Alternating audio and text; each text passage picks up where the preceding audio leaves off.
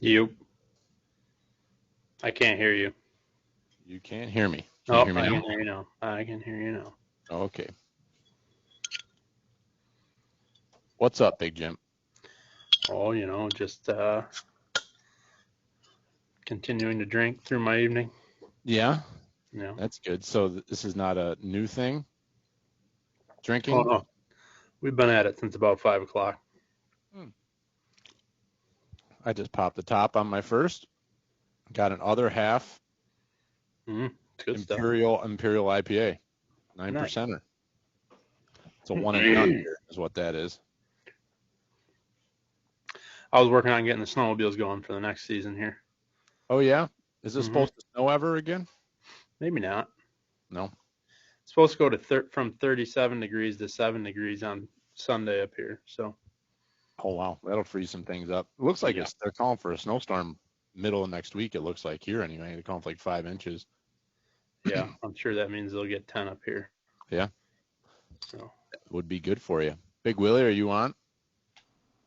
I'm trying. I don't know. Can you hear me, Willie? Yep, we can hear you. Can you hear us? Yep. I'm trying to get the video going here.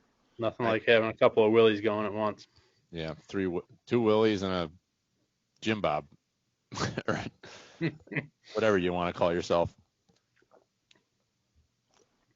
All right, I see we got some people jumping on here. We're trying something new tonight. Bullhorn has a new feature where you can share your live broadcast to Facebook and to YouTube. So I've got it going on both Facebook and YouTube. So it looks like it's working. So I guess we got more than our 4 normal listeners. Yeah, very exciting. So I think it's streaming. I don't know if start test. Live video says it's starting on Facebook. You know how to post a video to Facebook? I don't. No. So it's on Facebook and YouTube apparently. So I'm gonna say we're just gonna let those rip and maybe check Facebook. Billy, it says please wait until the podcaster lets you in. Have you let me in? You're in. I mean, we're talking, so it's. Well, I'm on the phone. I got the phone in my hand and the computer sitting here waiting to get in. You got the phone in your hand. So do you want to be in twice, or what's the deal with that? Well, I wanted to be on the computer, so. But it says please wait until the podcaster lets you in. I'm a podcaster, and I haven't let you in. Whatever. We got you on the phone, so yeah, I guess that's good enough. So tonight we're gonna just have a little fun chat here. We've got myself, Billy, we got Big Jim, and our father, Big Bill Harvey, on the air, and we're gonna break down this last what has been 5 days of the holiday hunt, 4 or 5 days of the holiday hunt here in New York. First edition of that, and we have quickly become very big fans of this hunt here between Christmas and New Year's. What an awesome opportunity is presented. So I wanted to take the opportunity to get the 3 of us on here to talk a little bit about that. I think Dallas is going to jump on. I want to hear about his escapades today and see if he's got anything that grinds his gears that we can get him all fired up. That was some good feedback from last week's show with Dallas getting all fired up. So that was fun. I think we might make that a consistent segment here on the show. So for anyone listening, we do have some people on here on Bullhorn. If you want to, if you decide, oh, look at that. We got Dad. He's asking to be in. Oh, there he is. I'm there. Okay. All right. Hang up the phone. Jesus, you're ruining the whole broadcast. The whole podcast is ruined. Hey, you invited me. This I is did true. invite you. So for anybody, go ahead, Jim. No, it's your show. Go ahead. No, well, Jesus, nobody else has gotten to talk yet. That's a good I point. was just going to say, at least now we got 2 shiny heads on the podcast. Yeah. I told your mother I should have worn a hat. Yeah, you need your oil-free. Here's a life without hair, Willie. Yep. Cheers to that. No need to wash your hair in the morning or nothing. I don't need a conditioner. No. Condition what? Oh, I'll leave. I just want to put this out there as we get the conversation started. Anybody who's listening live that wants to call into the show through the Bullhorn app, if you're listening on Facebook or YouTube right now, and have not used the Bullhorn app, you can actually call in and interact with us on the show. You can ask questions, interject any thoughts you have on the topics we're covering, and anybody who calls in tonight, I will give you a gift card to the store of your choice of $50 value. So that's a heck of a deal. We did that a few weeks ago, and Mr. Daniel benefited from that and bought himself something nice from Cabela's. So we'll throw that out there. But can I get it for just being on the podcast? Go ahead. Which one do you want us to speak first? Jim, go ahead, Jim. Oh, we're going to raise our hands now. I said, can you get it for being on the podcast? I knew you were going to ask that question, and the answer is no. God damn it. If you want, I need more bullets. You bet you do. I'll just Venmo you $50. How about that? Just for being a great co-host. Yeah. Expense it. Yep, expense it. But then it actually cost me money because then I have to file tax stuff. And then I'm like, I've actually lost money this year just because of filing taxes. And I missed 2 of the New York State quarterly tax sales deals. And I got fined $50 both times. Paid $100 to now Governor Hochul and her administration for me failing to get my taxes done on time. So this running a small business thing is really working out good for me here. Net loss Organization. So let's Uncle Dallas is there. Uncle Dallas, I'm gonna promote you. Okay. We got Uncle Dallas on here. So let's start out chatting with Big Jim. We'll start with you and kind of talk about what this holiday hunt's been for you. You know, you got right after it Sunday, correct? So I'll give you the floor. Let us hear it. How's your holiday hunt been? I don't know. It was all right. It was okay. Yeah. Boo. Oh yeah. No. You know, I was listening to the podcast last night on the way up north here. After our last day of hunting, I listened to our podcast from last week, and there was a lot of little tidbits here and there that, you know, just from the 3 of us talking back and forth. One of the things that I'm probably the happiest about this last week was I seem to have pulled my head out of my ass with my shooting. And when I was listening to that the other night on the way up here, one of the things Dallas said was be the bullet. And I was just like, hell yeah. You know, I became the bullet because I didn't freaking miss in the late season. So Good job, Jim. Proud of you. yeah, felt good. And then the other thing that I said after Dallas said that was, you know, along the lines of accuracy, you know, I wanted to, you know, moving forward, that was my biggest goal, was to work on my accuracy and my shots, and pretty much everything fell into place there for me. So definitely happy about that. And a lot of it is not rushing shots, not forcing shots, because every shot that I took was on my time and not, I got to make this or the deer's gone. So I went out Sunday morning right off the bat and had a doe come in early, probably 20 minutes after I was set.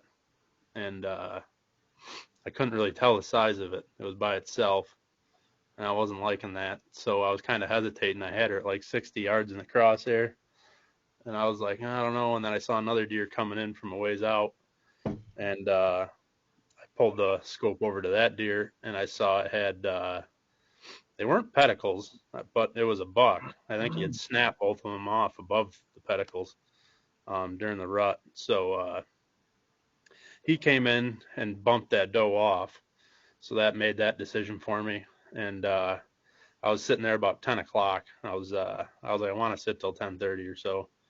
And I saw a deer coming from the same direction that buck came from. And I think what it was, I think that original doe, she had like a white line down her nose. It was very definable. And I saw that, and she was coming back, and she came back by like 35 yards.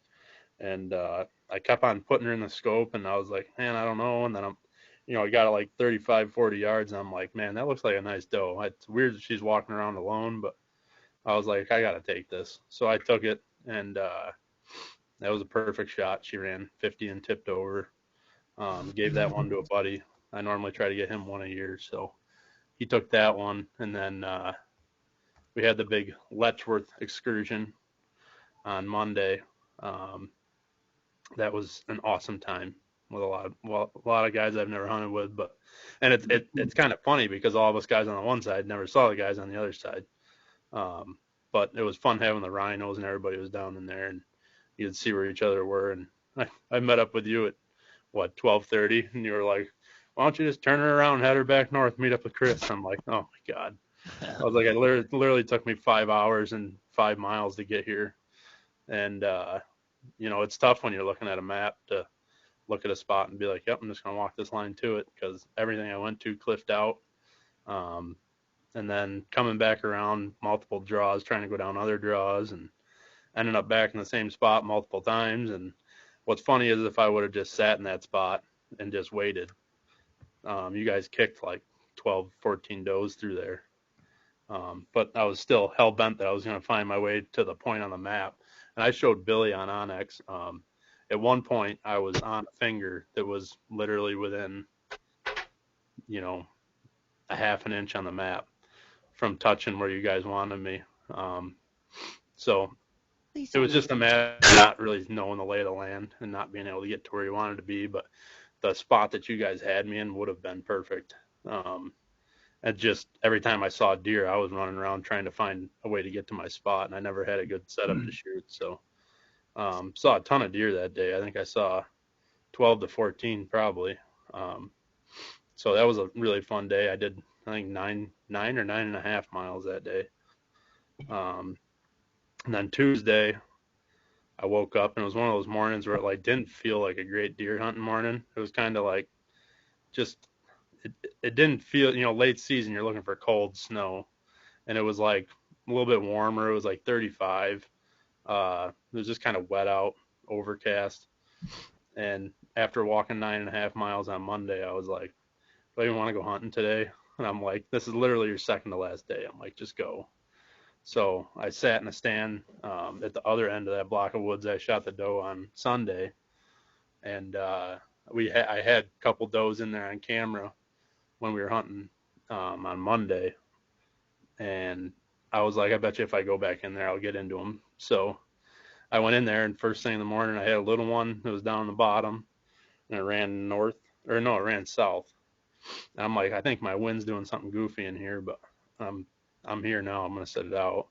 And then a couple minutes later, a doe came across the ravine, and she came right up the hill, and it was kind of the same thing as Sunday. I was looking at her, and I'm like, God, is that a good doe? I can't really tell.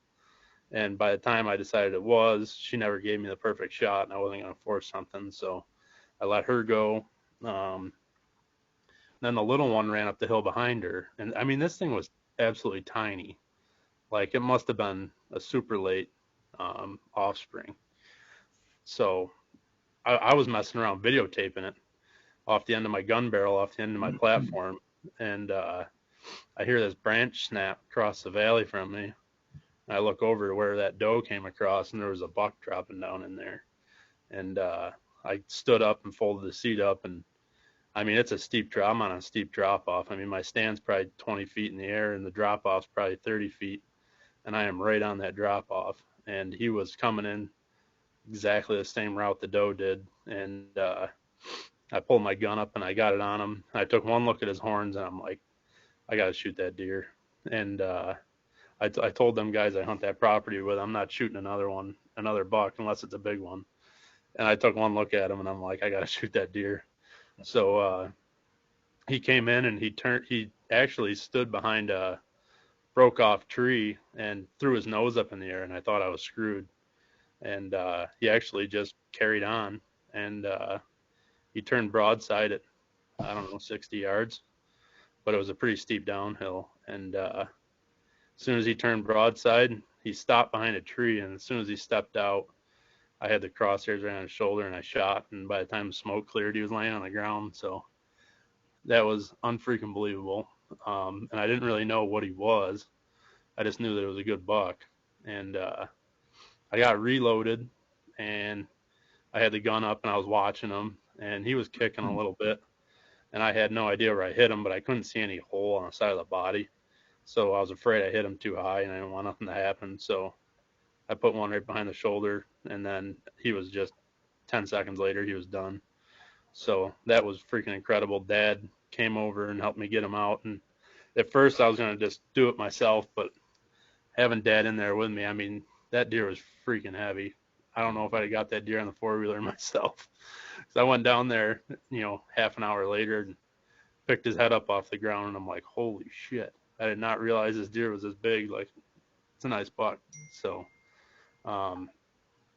got super fortunate there, and me and Dad got him out, got him hung up, and I was pulling out of our buddy's driveway looking at, the one bottom that we push out, and it dawned on me as I was pulling out of there that that's the buck 2 weeks ago that I missed. We talked about it on the podcast last week.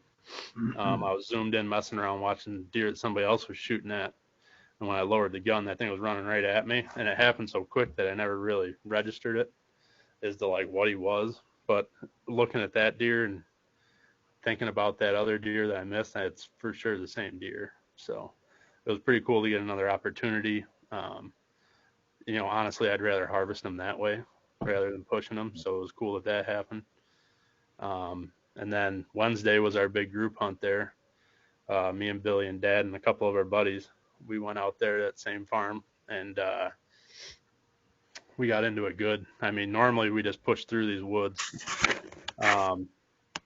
And I went to one end, the end that I'd been hunting, and then we had two other pushers, and then we were going to have two sitters. And our plan was to not just push it. Like, everybody just ease along, still hunt it, let stuff happen. We all had radios, so we could keep in contact. And I posted up at the end of the block of woods, and I was supposed to wait for one of the other guys to come north, get even with me, and then I was supposed to come to him. Then we were supposed to take the whole thing north. So I was standing at the end of the block of woods waiting, and I wasn't there 10 freaking minutes. And it had snowed Tuesday night into Wednesday. So it was just that beautiful. Everything was coated with snow. Standing there waiting for my cue, and I looked north, and there's a deer walking through the woods.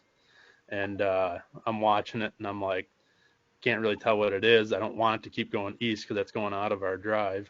And it looked like it had spooked, and I never saw it after that. And then as I'm like watching that area, I had another deer from my west start coming towards me, and it was kind of heading towards the middle of the woods too. And then it went behind a treetop, and I couldn't see it. And I'm like, where'd this deer go? And I'm like looking north and east, thinking it maybe skirted away from me behind some trees. And then I caught out of the corner of my eye to my southwest. The thing was came around a treetop and walked straight at me. And I was leaning up against a tree with my gun ready. And, I made sure it was a nice big doe. And she looked right at me, but she just kept coming. And she turned broadside at 35 yards. And same thing with that. I just let her have it. It was perfect right behind the shoulder. She ran 50 and tipped over. So I was not really planning on shooting another deer, but we had all talked in the morning. They want to take does off this farm. And, it was me and Dad and the two other guys talking. And I was like, does anybody want another doe? And we kind of all decided, if we can shoot more does today, we'll just donate them. So that's the only reason I shot another one, was because I knew we were trying to donate some deer. And so that one I actually donated it to the same guy I gave the first one to, because I was like, well, if this guy wants another deer, he ended up testing positive for COVID. So he's home for 2 weeks now by himself. And he was like, that's absolutely perfect. Give me something to do. I can cut up another deer, have more meat. He's like, that's awesome. So I dropped it off at his house on the way home. But I'll let one of you guys talk some more about our hunt on Wednesday. But it was absolute mayhem from the time I shot till I think it was like 11. We got done with that drive, or 10. We started first. It was 11. It was after 11 o'clock. Yeah. By the time I got down out of the tree, you guys might have been together, but that was one of the wildest hunts I've ever had. And it's in a block of woods that's, what is that, 20 acres? Yeah. It's not that much ground, but it was freaking nuts. I mean, I've never seen so many deer in that finger of woods that I was in. I shot, and then after I reloaded, I was standing there, And I look up and there's another deer standing there where this one just came from, and it started walking at me, and I'm like, what the hell is this one? And I look and I'm like, that looks like a buck. And I think that's what was going on when I saw that first deer. Is I think there was some rutting activity going on because, as I made my way through the woods, I mean there was running tracks all over the place. And I don't think it all had to do with us because we hadn't even started yet. So I think they were running all over to begin with. I think there might have been a little rut activity going on still. That's probably why I shot my buck the day before. He was 20 minutes behind a doe, same exact trail. I mean, I've hunted that spot all gun season on and off, and I got cameras in that woods, and I've never seen that deer there before. So we know who he was, but we've never seen him in there before, and there's cameras in there. So, he could slip through, but I think all the deer kind of, the farm fields, all the crops are down, the pressure's off. So I think they all really just kind of moved back in and yarded up. And I mean, I saw 25 to 30 deer on Wednesday, and it was just running back and forth left and right, trying to keep them in the drive. And it was just a riot. It was a riot. A riot for one person here, apparently, because you're the only one that shot a deer on that drive, but it was good. And so, yeah, I guess rolling into that, you had an incredible week, Jim, and congrats to you. I'm proud of you. I'm proud of you for becoming the bullet and doing Became what the I bullet couldn't. this week. Yes, you did. And doing what I couldn't do. I had my opportunities and I missed. And that is what it is. I was thinking about it. It's kind of funny. The last two seasons, my last two muzzleloader shots have been clean misses on does that I feel like if I could take that shot back, I would make that. I don't know. I had both of those shots. I don't know what happened, why I missed. No idea. I felt fairly good about both shots, and it is what it is. So back to the drawing board. Now I can think about that for another 257 days. Before I can get back out in the woods. But Big Willie, what's your thoughts? You had a very difficult deer season with not a lot of time to get out in the woods and hunt like you normally do. So this week you knew when it was finally announced that we were going to be able to hunt this week, that this was going to be your best opportunity the whole year to get out and actually spend time in the woods without worrying about, whether kids are going to get to school today or, whatever the day might bring you at work. Right. So this was a huge deal for you. Well, archery season, I didn't hardly get out at all. And I hunted at camp a little bit, and nothing came together for me there. And, I literally did not hunt, I don't think, 2 full days during gun, for a multitude of reasons, mostly work related. And so I really did. I put all my eggs in that basket of the holiday hunt, and I was really, really looking forward to it. And I was not disappointed. Just a great, really, I only hunted 2 days. I was going to hunt every day of the week. And only hunted 2 days, but I got 2 deer, and I had more fun than I could have imagined. I think it was great. It's almost ironic, as I think back to when I used to take you guys on adventures, and you'd be all excited, and I'd take one of you hunting. And that's like role reversal, right? Where you're like, we're going to take Dad, So now you guys are taking me on some adventures. And, and so that's kind of neat how that comes around. The Letchworth deal, it was just like, I was blown away at multiple pieces of it. First of all, it was just fun having the groups of guys, and we didn't all hunt together a lot. It's not like our bird hunting, our pheasant hunting, where we're all together for the day, right?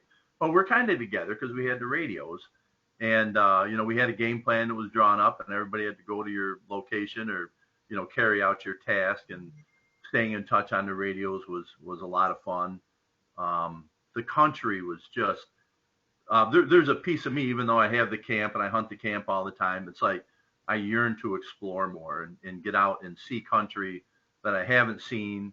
And, not knowing how many more years of hunting like that I have, it's just, it was very exciting for me to be able to get down to Letchworth and hike farther than a guy my age oughta, and, get to harvest a deer and hike back up out of there. And I'll tell you what, I'm daydreaming today about going down there even when season's closed and just going for a walk, and checking that out. I think that, I could get down in there bow hunting, especially when I'm retired and it's a nice day, just take a day and go down there and putz around. And I bet you I could stumble into some real good action down there. It was just beautiful.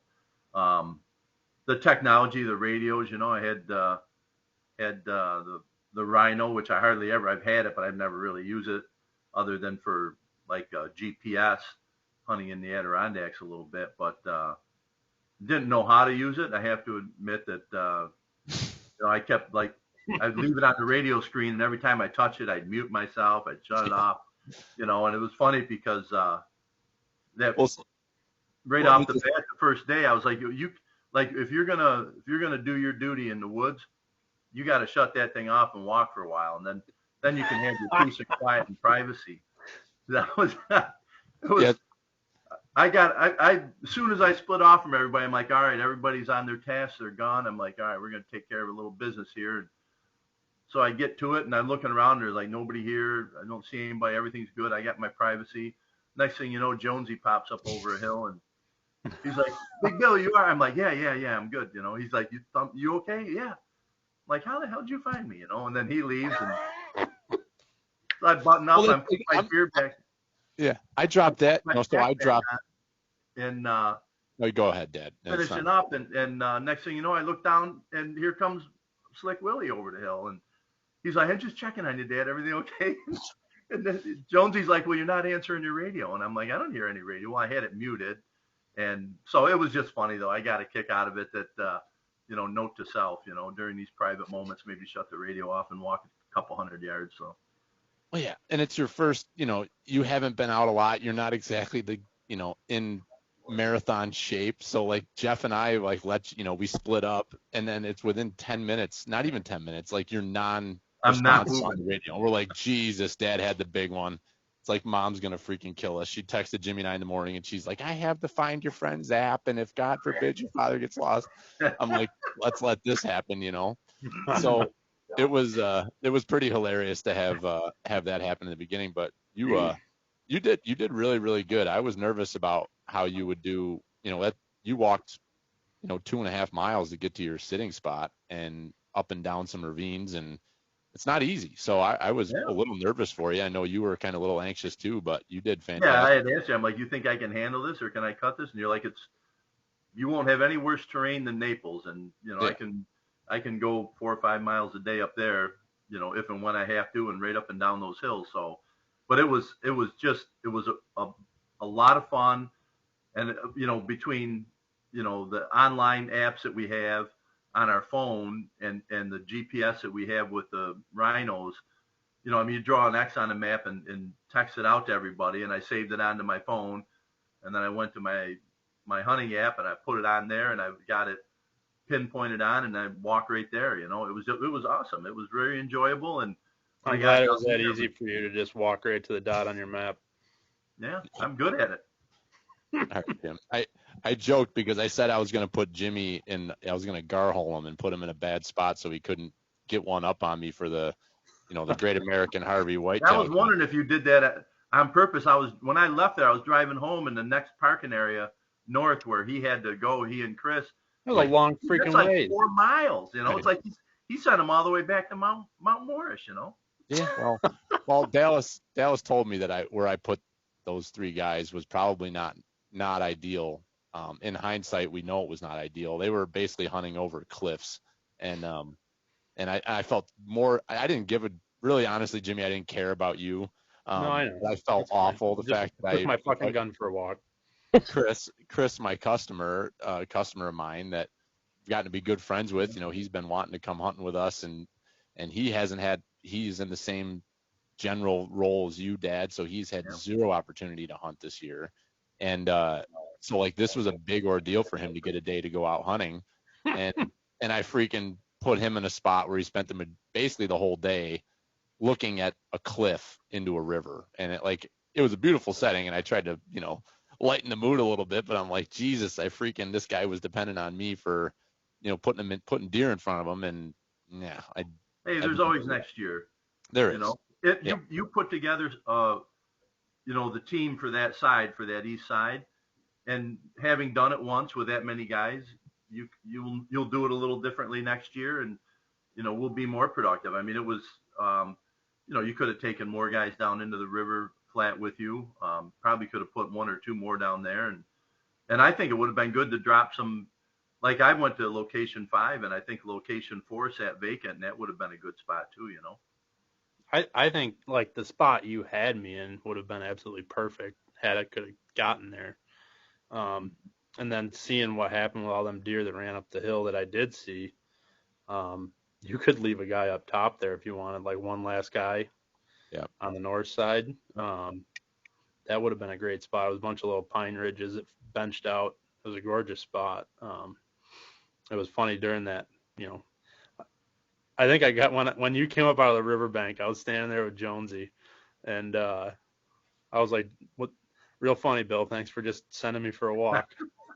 Like, I don't know. I was just looking at a map. I'm like, yeah, I couldn't fucking figure it out by the map either. Yeah, you can't see some of those little micro features on the topo map, but I was spanked when I came out of that bottom. I had walked. I showed you my track on there. I was walking in circles and zigzags, and I'd see deer running, so I'd start running, and that whole bottom has been flooded multiple times, over the summer and throughout the fall. So like everything was covered in mud.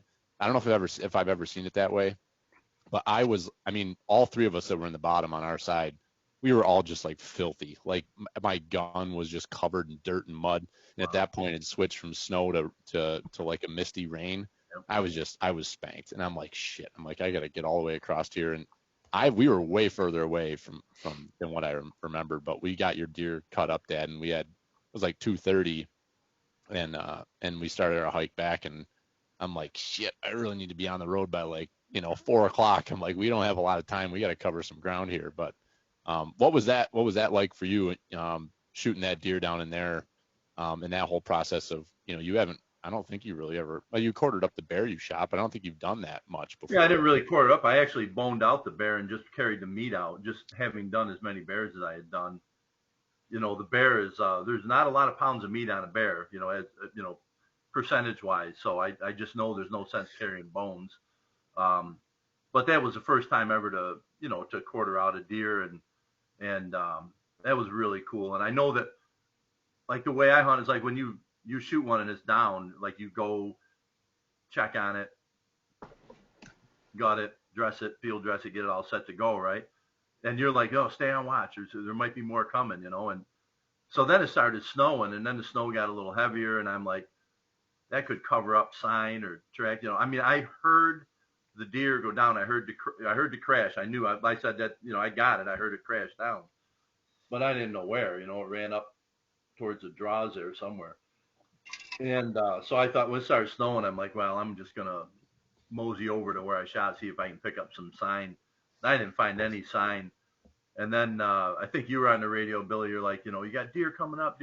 So I got over to a tree, and I was standing there kind of watching down below me, and then I watched behind me too, and I looked around up behind me to check on things, and the deer laid there behind me about 30 yards up the hill. And I remember telling you I knew we were going to have to carry it out, so I saw those deer running across through the woods there, and I'm like, well, I picked up one that I thought was the smallest one. I figured, well, I'll shoot a little one and be easier to carry out. And yeah, probably shot one of the biggest does I've ever shot in my life. I think that doe was huge. Yeah, it was a big deer. Yeah. So big long face on her. I mean, her. Oh, it was beautiful. And it was a great shot. I double lunged it. It was beautiful. Yep. Great. It was awesome. Absolutely. It just made my day right there.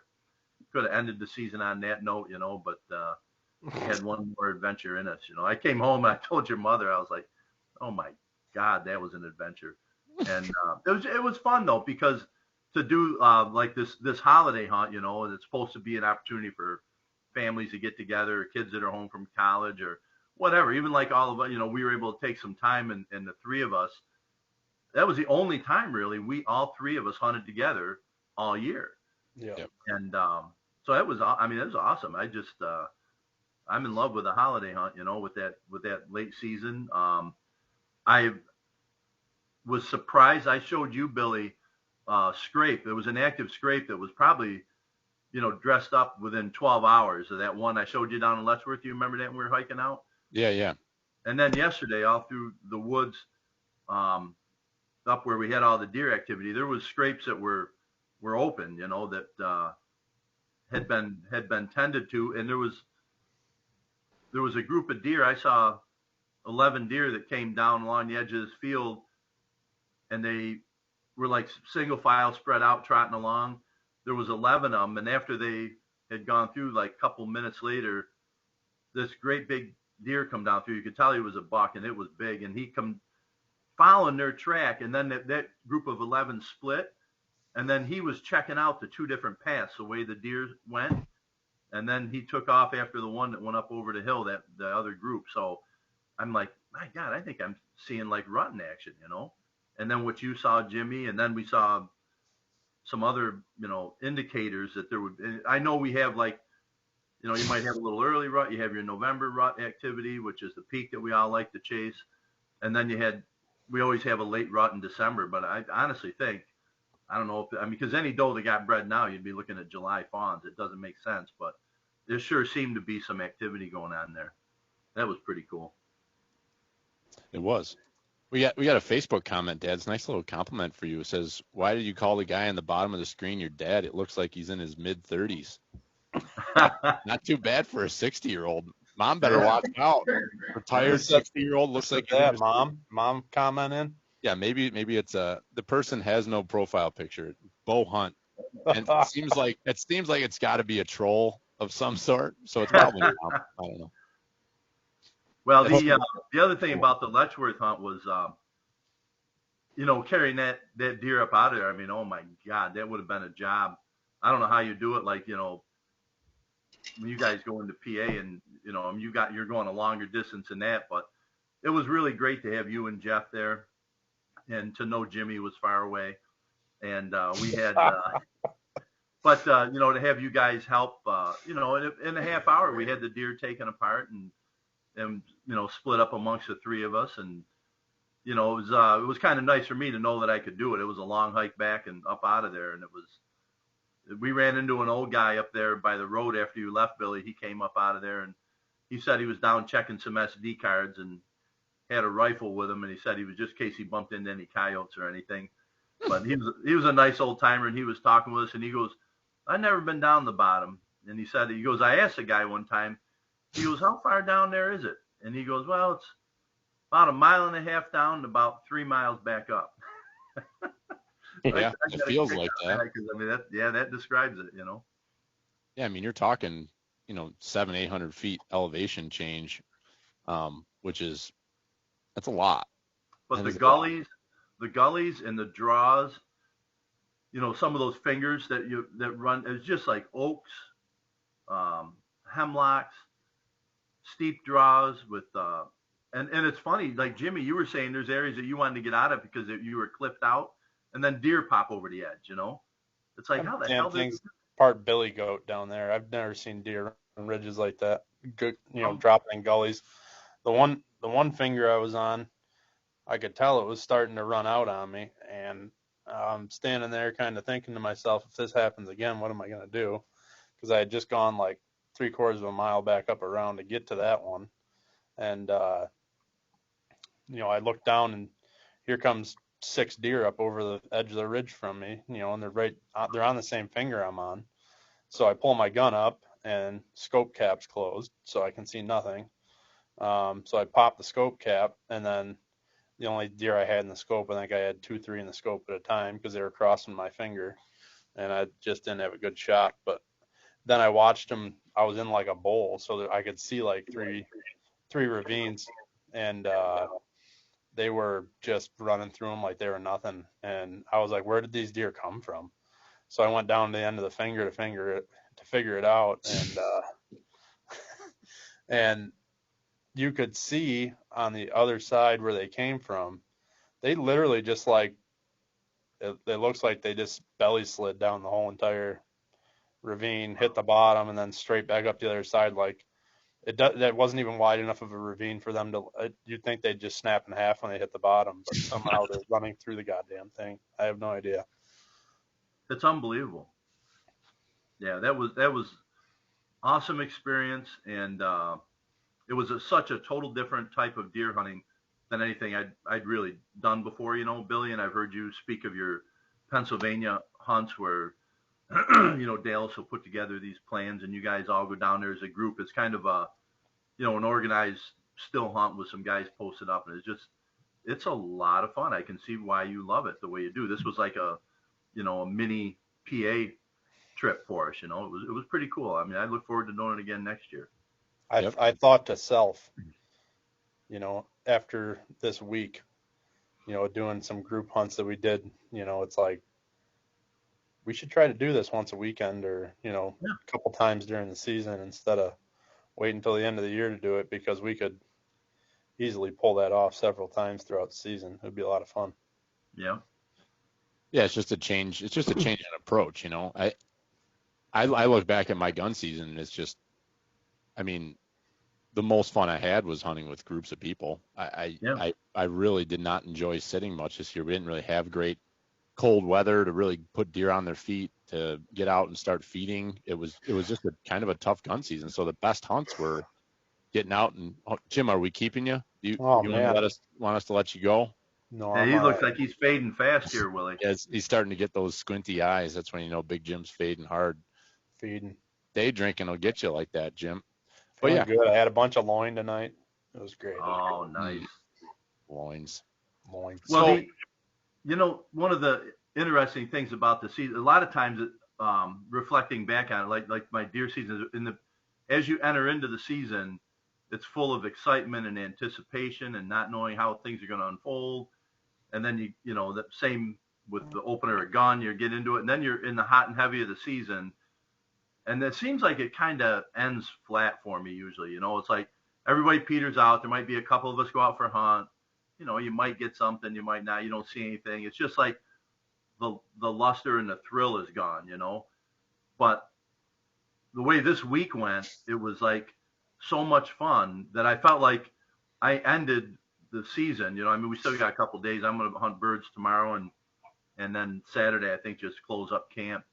But it was really a lot of fun to end the season with as much excitement as we started it with, And that was because we had that group dynamic and all of us together. We had a blast. It was a lot of fun. Yep. Yeah, and then kind of so closing out your week was you shooting your buck yesterday afternoon, and that couldn't have been any more of a team effort. We basically thought the day was done. I had missed a doe, and I was pissed off. And you guys, like, the radios we were not communicating very well yesterday. I don't know what it was, but like we were not that far apart. And you guys are like, Billy, did you shoot one? I'm like, no, miss. They're like, did you hit it? No, it was a miss. I was getting really. You need the four-wheeler? Yeah. Need air support. And we heard you. Oh, you heard me. You were just torquing my gear. That really grinds my gears, Dallas. When people ask you to repeat whether you missed one or not. So Brian good the other day too, Billy. Brian did get me good. When I came over the radio, and why I came over the radio and said that to everybody was just stupid. But I'm like, oh my God, guys, I can shoot a doe. I can shoot a doe. I got my either sex regular season tag, or I think that or my either sex muzzleloader.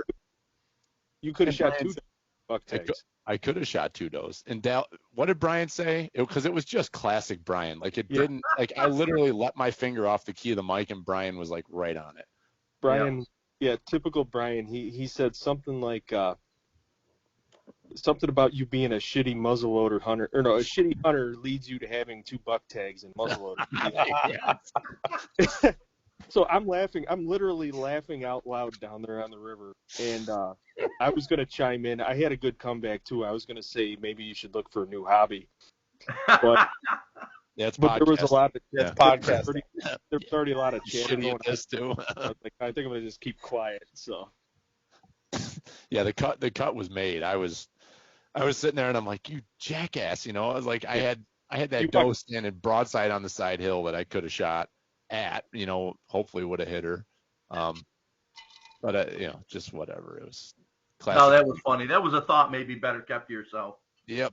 That's true.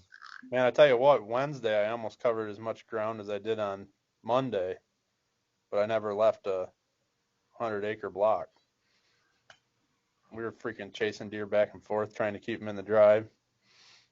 I was freaking running like crazy. I did 7.5 miles on Did you really? On Wednesday. That's pretty impressive on farm I ground. almost ran down a buck and jumped on his back. That was pretty sweet. That's what, yeah. Mike's like, I'm gonna sneak up to him and knife him. I was laughing. I was talking about a different one. Oh, the different one. But yeah, so anyway, where we were going with that was Dad's buck he shot yesterday afternoon. I don't remember a year when you hadn't shot a buck, Dad. So, and you're not a trophy hunter. You love venison, you love meat, and you love shooting bucks. And so you would ask Mike yesterday morning if he cared, what you shot, and he absolutely did not care. Yeah, I asked permission, find out what the boundaries are. I don't want to go anywhere I shouldn't, or Yeah. And so it's like, so I missed this doe. We already covered all that. And I'm like sulking, walking across the edge of this field, and all of a sudden I hear you shoot, and it's like, what the hell? It's like I'm first thing that comes to my head is like, Dad's just emptying his gun. Season's over. Yep. That's what he's doing, And then it ends up being you had a buck like come out to feed at like 3:00. He comes out of these treetops, and he's gonna go out and feed in the alfalfa field. We should rewind this a little bit. So we had left our original drive, went and did a couple other drives. We weren't finding any sign or any deer, so we were like, let's go back. I'm like, I think you said, Billy, you're like, I think our best bet's going back to that block of woods. There's a ton of deer in there. And so what we decided was to leave Billy and Dad on the south end. Normally we go south to north, and it kind of pinches them in there. And we decided to turn it around and take it north to south to switch it up since we already did it. So me and my buddy there, we came in from the north side, and I came up behind my tree stand. I shot my archery buck out of, which is right on the edge of bedding. And as soon as I crested the hill, just deer busted out running everywhere. And I told Dad, I was like, deer coming at you. And Dad was like, oh, they seem to stay down in there. And then I was like, we were talking back and forth on the radio. And then Dad wasn't answering. All of a sudden, pow! And I'm like, well, figured it out. And Dad missed a buck, and he was like, he's coming back towards you, Jim. So I'm standing there. I'm looking down a row of planted trees along the edge of the bedding area.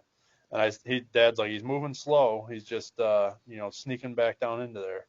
And I'm watching him. And he's just like walking around. He just walked back down into the bedding area in front of me.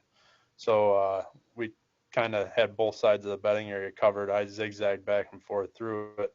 I got right to the end of it, and I heard the deer run out like 20 yards away. I could hear him bound out of there.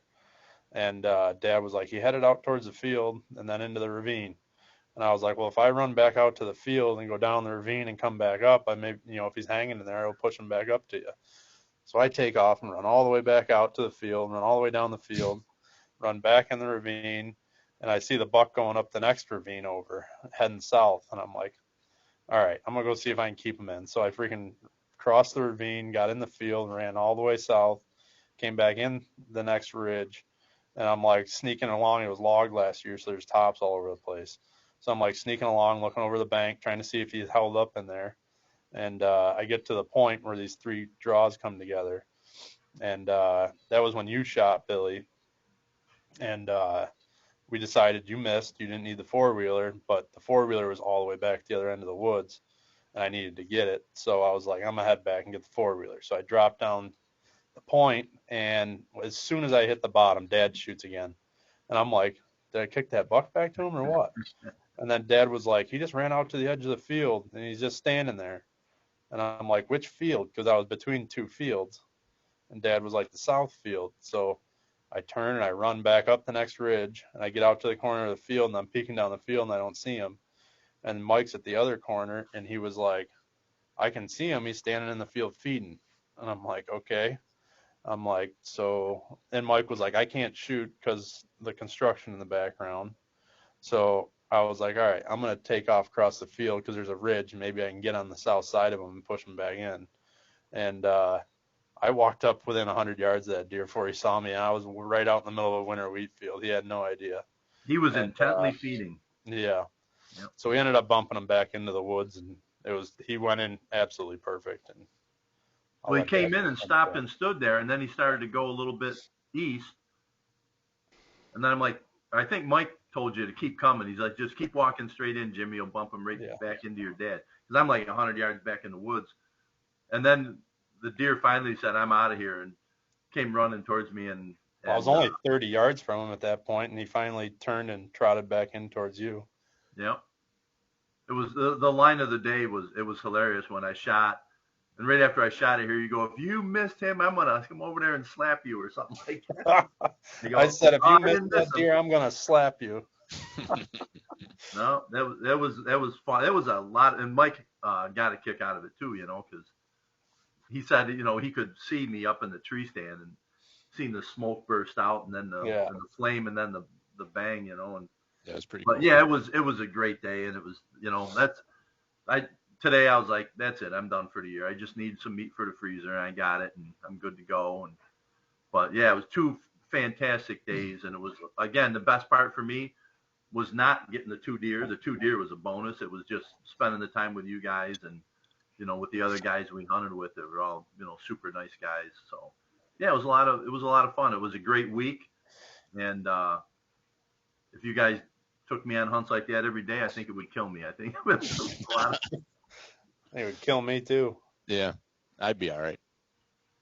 You ought to see Big Jim go, though. I've seen him out in this one field, and he was like running across the top and then dropping down, and chasing them all these back. deer. There was a whole bunch of deer that came into this this ravine. There was all willows and brush, and I didn't. They would have. I'd have seen them if they come out. I'm like, they're in there. They got to be in there. There's like 8 or 10 of them, So Jimmy came back up the field and then came down a little bit, just enough to let his wind drift in there.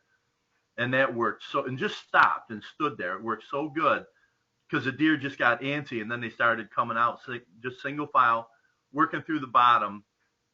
And I just never could get a good shot. And then I thought they were going to come up my side, and I'd take them then.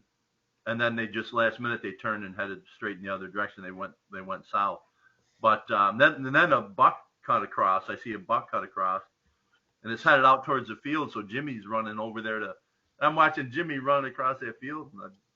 And Kick and move. Had my running rubbers on. Yeah, you can move. Covered some ground there in a hurry. Well, what was funny is you said, I was standing there trying to wind bump them does, and I didn't want them going north, so I went up and around you. And when you said they're heading south, I didn't want them to bust back out into the field south of me and get out, so I started running down the edge. Well, no idea the deer was in there, but all of a sudden I hear the cracking in the brush next to me, and I can see the deer running. It was like 15 yards away, and he busts out of the brush, and it was a freaking beautiful buck. And I started like yelling at him, trying to get him to go down in the woods, and he freaking ran that tree line all the way to the end, and then dumped back out, to the block of woods I shot the doe in the morning. I'm like, oh my God, I had no idea that deer let me walk right by him, because I walked by that spot to get to where I wind bumped those does. I just happened to be running back through there, and when I was running through there, he must have freaking finally busted out, but he probably would have stayed right there and let me walk by several times. Yep. Fun fact. And then we're going to close out this story and go on Uncle Dallas. But fun fact, that exact spot you jumped that buck, I jumped a buck on Thanksgiving Day, a decent one too. So kind of interesting that's definitely a bedding spot for a buck or for deer, period. But, 2 decent bucks. It could have been the same deer. Who knows? Yeah. But yeah, bedded right in that spot. So, well, great recap. Classic story time with Big Jim and Big Willie.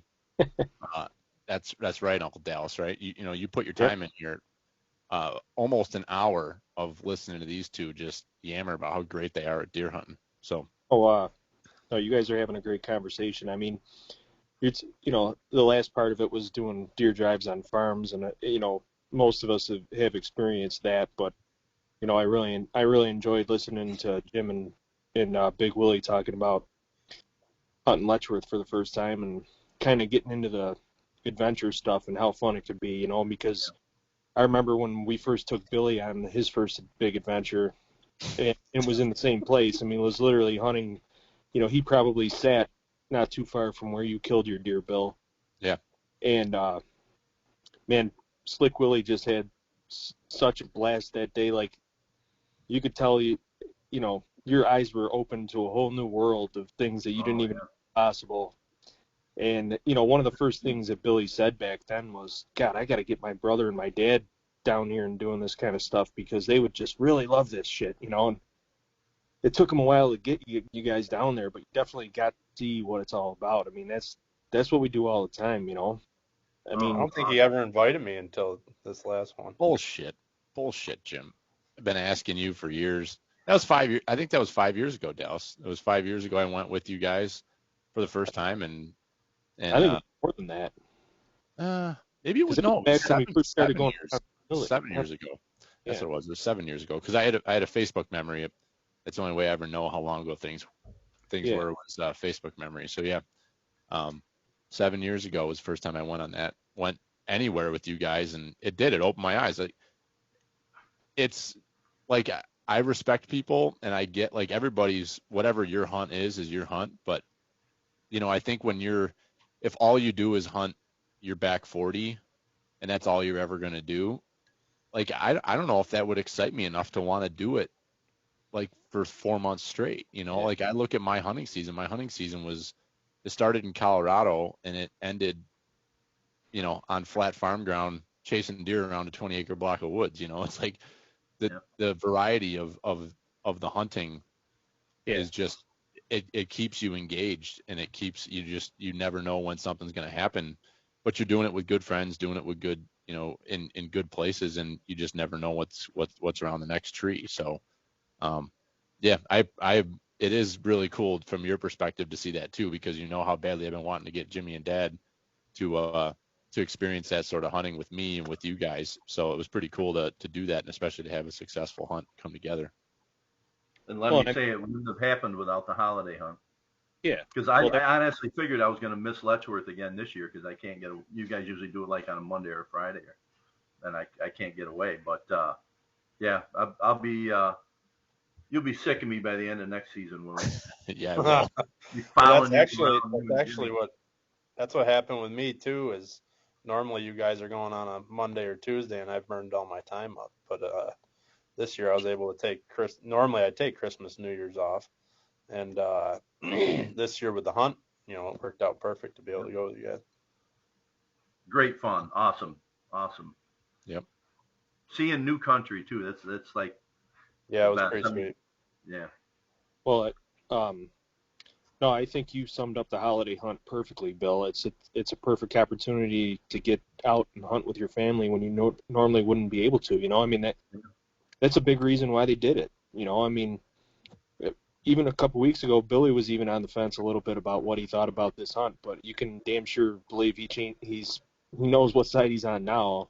I mean, no, I think it's been fascinating this week to see, and granted, we weren't, again, like, we already discussed this. We didn't want to hunt our farm here, your family's farm, because we just weren't seeing anything that really was tripping our trigger. We knew what we had. We know what our inventory is. We didn't want to hit it.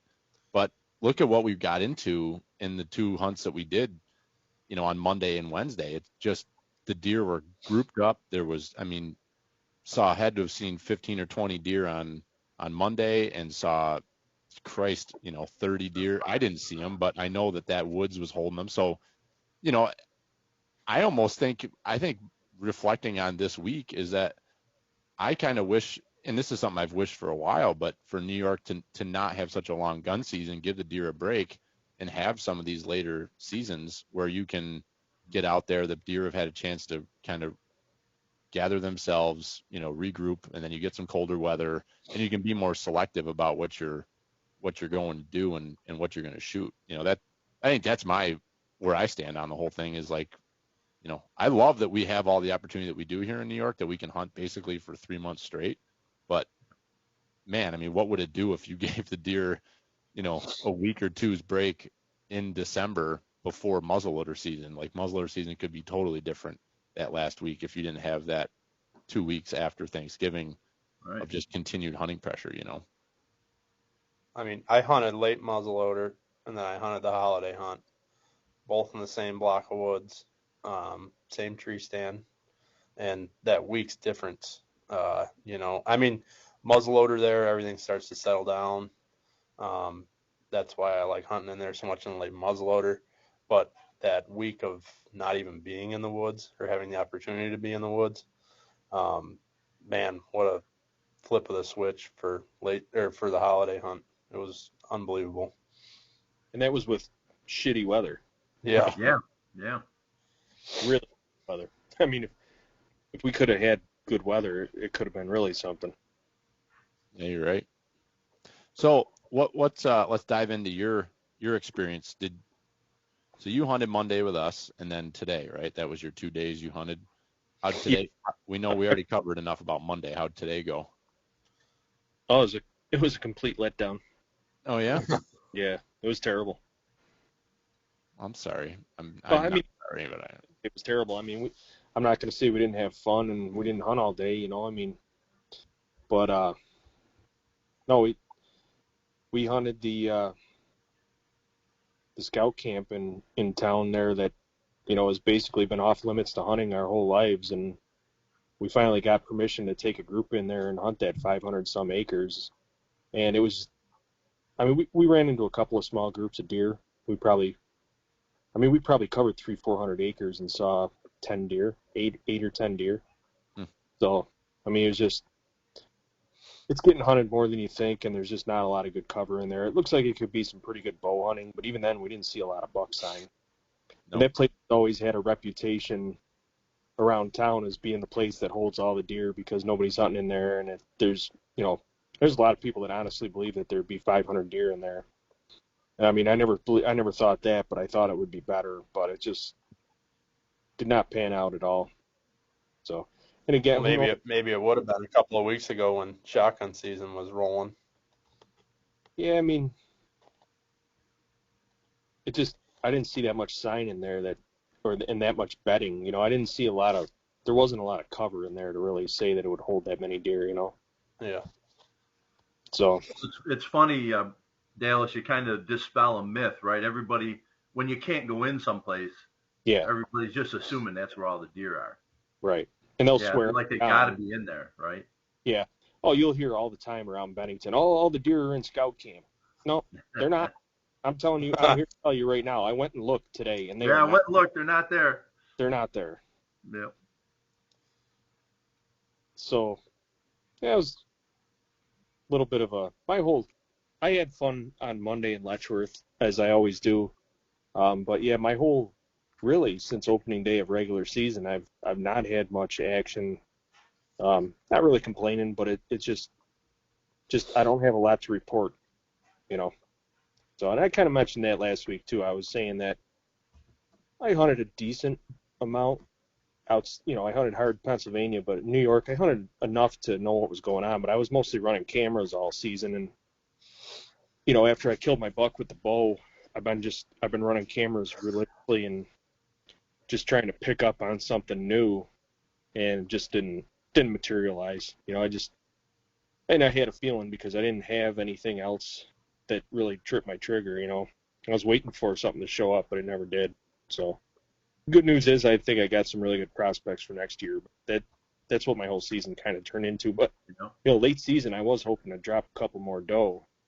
I'd like one for myself, and I have plenty of people who I usually donate deer to that would take more, and it was kind of a letdown that I wasn't able to do that, which the last couple of years I've donated a lot of deer and made a lot of people happy. So, you know, you can't always count on that, but yeah, I figured I would have shot something along the way. Yeah. You know, one of the things that impressed me most, especially down in Letchworth, was the deer sign. The particular, I'll call it the little bench that I sat on, was just an awful lot of track in there. Tracks everywhere. Easy. A lot of deer scat, right? Yeah. Yep. But you know what? I just don't think there's a lot of deer in there. I just don't. No. I wouldn't encourage anybody to even walk off the road. I don't think it's even. Well, the problem is that it's like, that's not just like a go do it yourself deal. Like A quick know, hang and hunt. It's not. It's not that really. It's a difficult hunt. Big time difficult. So, one of my observations there, maybe more than ever, I swear to God, every single ridge has got a ladder stand or two. I know. Or ground blind. I'm pretty confident those ladder stands do not come down. No. At all. I mean, there's there's got to be 80, not 80. That's dramatic. There's got to be 20 ladder stands at least in there that are permanently set up. So anybody who wants to go find good spots, just go walk down a ridge and you'll find a ladder stand to hunt. And that's your prerogative because that stand is state-owned property at this point because that shit's been there and doesn't appear to be coming down. But that finger I went down, Billy, up at the top before I started down in, when you're kind of in that zone between where you drop in and the edge of the ag fields, there was somebody's been over the years or whatever put some time into building some really nice ground blinds. It was some nice, and I've killed most of my biggest bucks on the ground, on a ground blind, so that kind of appealed to me. I was checking them out a little bit, but that particular ridge I went down, there was 3 different ladder stands I passed at like different levels down through there. I thought the same thing looking at them. Some of them are older stands. I can tell they've been there a while, and it's like, we're in good spots. I'm like, you just walk down here and climb up and sit down, Well, it must take 2 guys 6 months to haul a ladder stand in this place to get, like, no wonder they don't bring them back out. I mean, yeah, I wouldn't. I got some in the Adirondacks that I hiked way the heck back in, and they're still back in there. We're still using them. That was 15 years ago. Yeah. I found a nice bait site if anybody wants that. That's looks like a great spot. Yeah, that's unbelievable. A bait site with a tree stand and a trail camera over it. How ignorant is that? So if you're listening to our podcast, don't be a scumbag. What's that, Dallas? I found that same setup in PA this year. Did you? Yeah, right in one of our spots, there was a ladder stand with a bait pile and a cell cam. No shit. Yeah. This thing was a 5-gallon pail with like the timed feeder thing on the bottom of it. Never ceases to amaze me. Disappointed, not surprised. Yeah. Well, the stupidity of doing that on a popular public land hunting spot is just... Oh, my God. It's ridiculous. With the camera, like the cameras, that's the worst part to me, is that you got a camera on it, because chances are, whatever. It's It was a cell cam in PA. I called the DNR. Did you? Came out and checked it. Yeah, I took pictures and snapped a point on the map, and I was thinking the same thing. I think you would contact the park police. They're the ones that do the patrol and stuff there. I think they would be the ones to handle that issue. But cell cam, that's even dumber because it's attached to a person in a plan. Right. They can just basically call the company and say, whose camera is this? Yeah. How dumb are you? That's stupidity at its finest right there. It really is. Just trying to get myself a big woods buck, Jesus. Well, the thing in Pennsylvania is, like, I saw that, and, like, I'm generally kind of the guy that's like,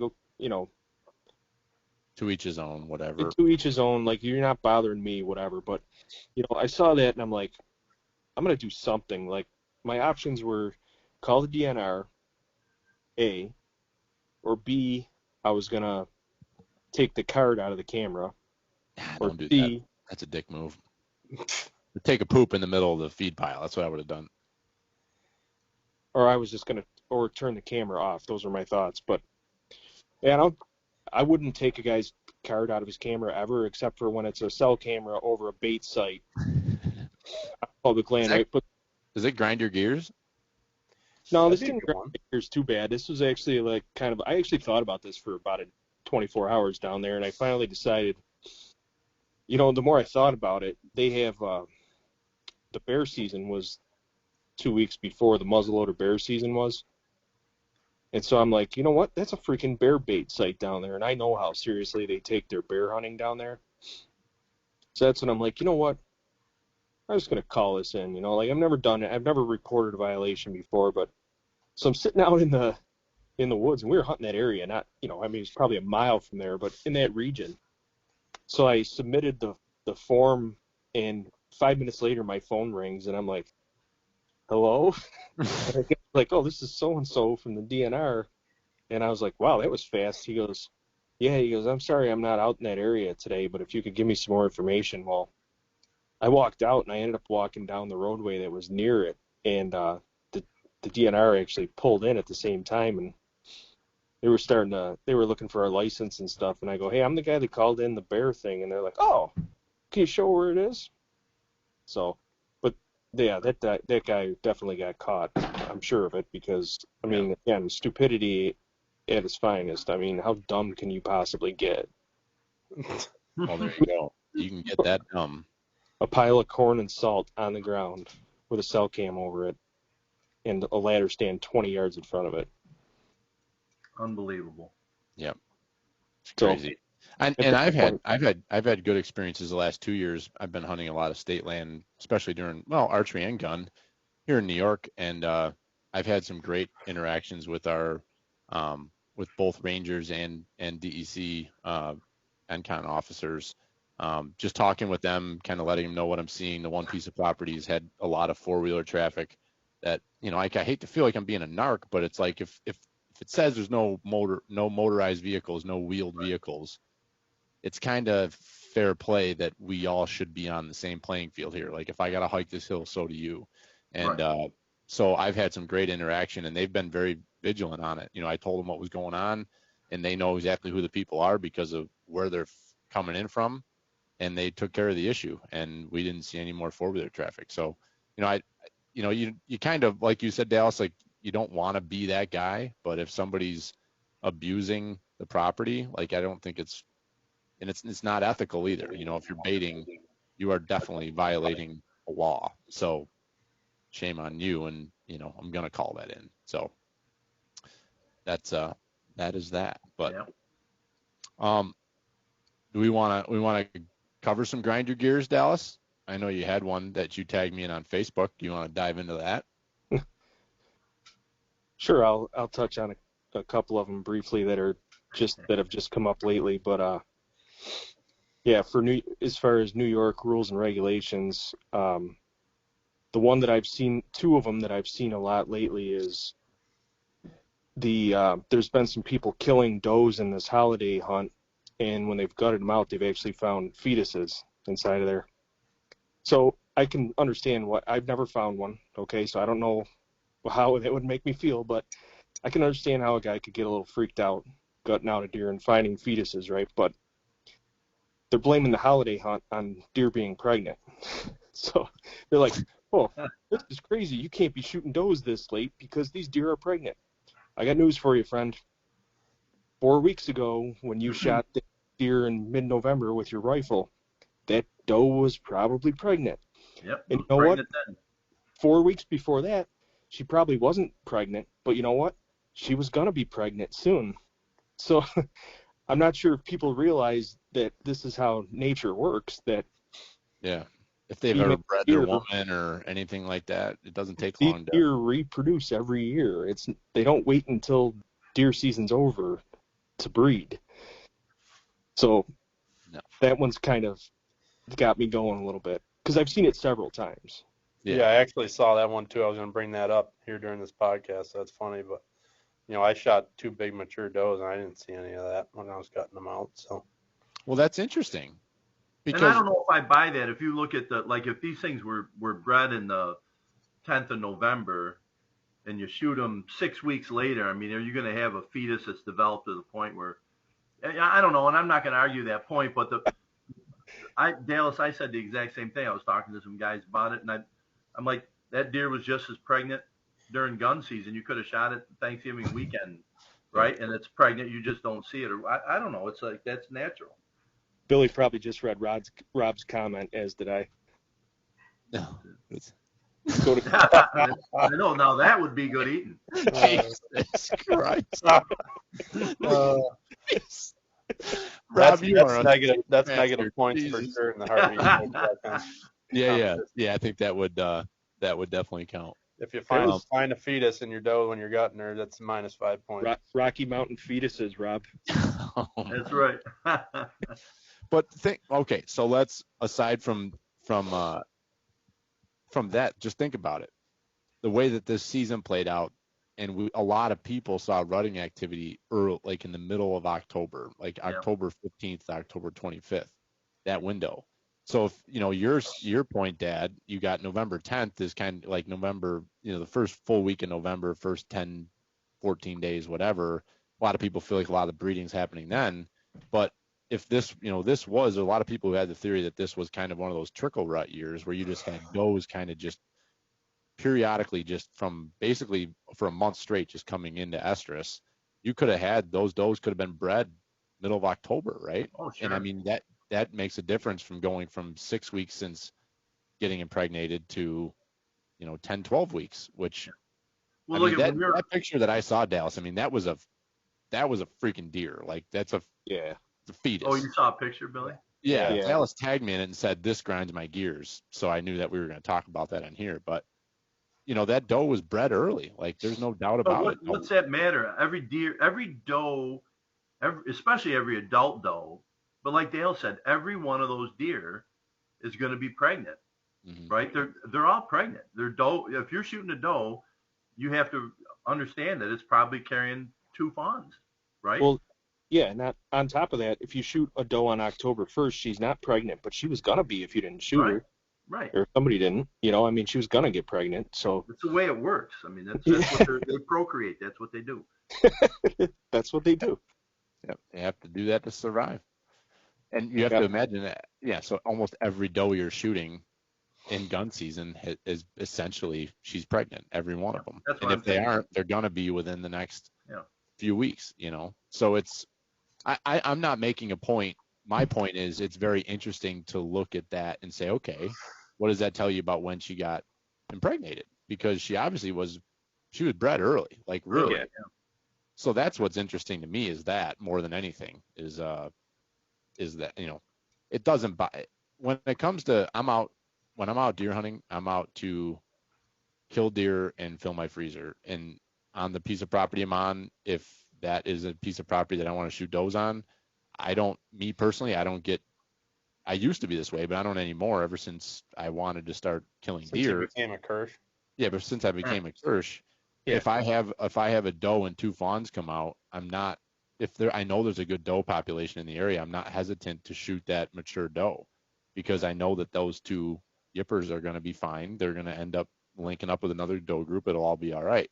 A lot of people get real sensitive about, shooting the does. And it's like, at the end of the day, trying to put meat in the freezer and meat on the table. And I'm not really thinking about that. But this discussion adds another thing to think about, but it doesn't really change my approach to whether I'm shooting those does or not. You're just doing it, I guess. Yeah. So, I don't really buy too much into the trickle rut thing because I think what they mean by that is that daylight movement that you notice during the rut is based on other factors, which generally people are saying the moon. So the deer are still getting bred at the same time, but you notice the movement differently that's the way I interpret what they call a trickle rut. But even still, there are deer. I mean, even when you talk about the bell curve theory where the majority of the rut happens on or around November 15th, 14th, they still talk about a bell curve where it ramps up from earlier. So there still could be deer that are getting bred in late October, early November. I just think there's very few. I subscribe to the theory that most of them every year, no matter what, get bred in mid-November. But that's never to say that a doe doesn't come into heat early in mid to late October. And if you happen upon that situation where there's a hot doe in your area in late October, you better believe that every buck in the county is going to be on that doe. Yep. And it's the same thing as when it happens. I've seen it a couple times in mid-December where there was a hot doe, and my God, I mean, you'll have even more than in October. You'll have every damn buck that's still surviving at that time of year will be on that doe. I mean, it can be amazing when that happens. So one more I got for you.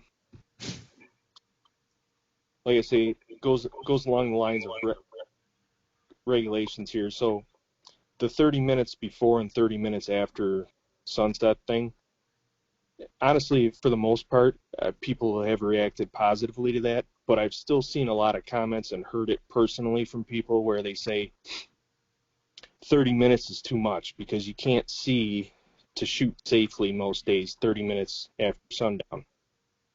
And that's true. I agree with that.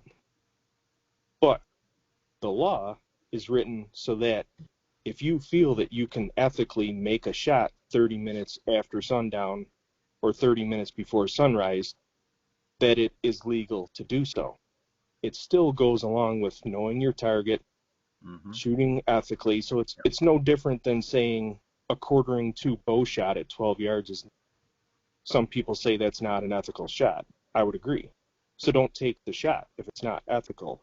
If you don't feel like you can properly execute that shot, it's no different than saying it's a cloudy afternoon. It's a little rainy. It's 5 minutes. A lot of times 5 minutes after sundown, you can't see. You got to pack up your shit and go home. Right. But we all know there's been plenty of nights where it's 30 minutes after sundown, and there's snow on the ground, and it's a halfway clear afternoon, and the full moon is out. You could damn near shoot at midnight if it was legal to do so. Yeah. So all they're doing with this law is saying that if it is ethical to do so, you are legally allowed to shoot 30 minutes each side of sunup and sundown. So I have a real problem with people saying that you can't, they're arguing the laws saying that you can't, that it's not okay. It's like, that's not what they mean by it, So it's situational. You need to play the situation you're in and make that decision on whether you can properly identify your target, like you were saying. I had plenty of evenings that I was hunting, with no snow, overcast night, something. It was legal till 5:09, but at 5 o'clock I was packing my stuff up and getting out of the tree because it wasn't worth it to me to try to squeak in a shot in the next 9 minutes when you really wouldn't have been able to tell what you were shooting at, other than the fact that it was probably a deer walking through the woods. So you need to make that call yourself. If it was snow, full moon, I would have sat there till 5:09, 5:10 and let it play out. But they're just putting it there so you can do it. I mean, anybody that's hunted for a long time knows damn well that people were doing it anyways. So this just makes it so that it's legal, that you can make your own, as with everything, make your own choice on whether the shot is good or bad. Identify what the animal is and whether or not it's a safe and ethical shot. It's no different than saying, well, I won't shoot at a running deer. Well, that's your decision to make, but that's not, everybody doesn't feel the same way. We all have to weigh every hunting situation and every shot that we take with our own ethics and our own abilities. It has nothing to do, they're not going to make a law that says you can't shoot at a running deer. So that's all. No big deal there, but there's a couple of things that have been eating at me a little bit lately. Yeah. Any further thoughts on that, Dad? You haven't said anything.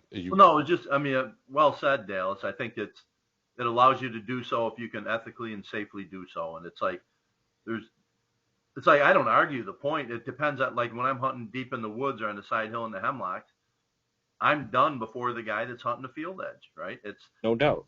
No, and it's like you put it very well. It's just you're making it legal to do so if it's safe and ethical, right? So, and I agree with the law, and I'll quit hunting, and I'm done shooting when I feel that it's that's my decision, right? I go, no, too dark for me. I'll tell you what, I see differently today than I did when I was 35 years old, like Billy or Jimmy. Yeah. Right? I don't, honest to God, I don't see as well in the dark, and when it starts getting dark. Yeah, right. My little trick. Yeah. Like a damn handheld magnifying glass, right? But seriously, the darkness, as you age, it gets worse too. So it's a personal decision, and I think the law is good because it allows you to stay out there that extra time if it's appropriate, and only the hunter themselves can make that call. Yep. Yeah, I want to just one last point on this is that I think they got pressure nationally. The QDMA was in on this. There was actually, New York was getting quite a bit of attention. They actually showed up on the deer report last year, QDMA deer report. They touch on rules and regulations, and they were saying that New York was the last state that hadn't enacted before sunrise and after sunset laws. So they actually picked out New York and singled them out and basically told them you need to fix that shit. Well, I can remember the hunting public when they were here during Yep. the Public Land Challenge. Like I can remember them like specifically Zach like making the point like this is ridiculous. This is the only state we go to that we have to wait until Yeah. until Zach this was time. his car in broad daylight in the morning because he's like, well, I can't go hunting. I might as well Guess I'll drive just my drink car some with my coffee. binoculars. And, like he made a big deal out of it. Like, this is fucking ridiculous that I can't go hunt out in the morning because he's basically saying that I know myself. I can't go out there and not shoot at a deer if I need to. And of course, everything they do needs to be on the super up and up because everything's on film and, Right. Say what you want about, whatever. But he's like, he kind of made a big deal. He's like, well, I can't go hunting. I might as well drive around in my car, So I'm very happy that they fixed that. And I hadn't heard any rumblings that they were going to, so it kind of surprised me when they did it. But I'm very thankful for the fact that they did that. Yeah. So a couple things that grind my gears real quick.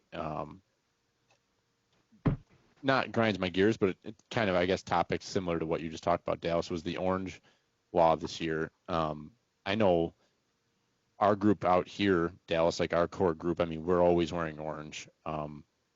Dad, you guys at camp, you and Uncle Mike and a bunch of the other guys, Jimmy, a lot of the time, wouldn't wear any orange. We're hunting private property. Everybody knows where everybody is. So there wasn't a lot of orange worn in the past. But, I got to say that I was really happy to see that law put into place. I feel like that's something that's a very simple law. At the end of the day, it's not going to affect whether you kill a deer or not, whether you're wearing blaze orange.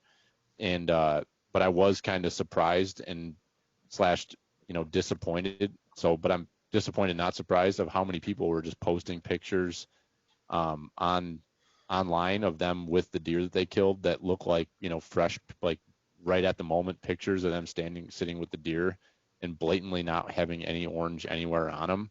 And I'm kind of like surprised by that. Like I do not understand the argument. I don't understand why that makes you feel like you're bowing to the man that you have to wear orange out in the woods.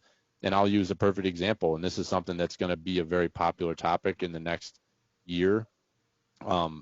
Nationally, Colorado is, probably one of the biggest destination states for people to go hunt. And they're talking right now because they actually had a fatal shooting during muzzleloader elk deer at the same time we were out there. They had an archer, get shot by a muzzleloader hunter because I'm out there this year, like I'm out archery hunting for elk, and the guys I'm hunting with are hunting mule deer, and they're wearing blaze orange. I'm not. We're sneaking around. I'm stalking on stuff, whatever. Like, accidents happen, and it seemed really silly. The thought came to my mind while I'm out there, like, wow, it's kind of crazy that I'm out here, like, walking around all these areas when there's muzzleloader hunters out here, and they could be taking shots at 100 to 150 yards in the timber, and they don't even know I'm standing here. And so I think you're going to see it become a highly discussed topic, and I really have zero issue with it. I feel like if they're going to put a season with gun hunters out there with gun period, I feel like there needs to be some sort of orange involved. And I think as a hunter, I think it's smart at least to be wearing a hat. If I'm archery hunting in Colorado again, I'm probably going to throw a blaze orange ball cap on because I'm concerned about that. So I don't know. I guess that's just my take on that law, on the orange thing, is I just don't get it. And I hope that people continue to embrace it that have kind of put up the front that they don't want to. So what's your thoughts, Dad? I just want to say, after hunting in groups over the last couple of days this week, I think it's awesome.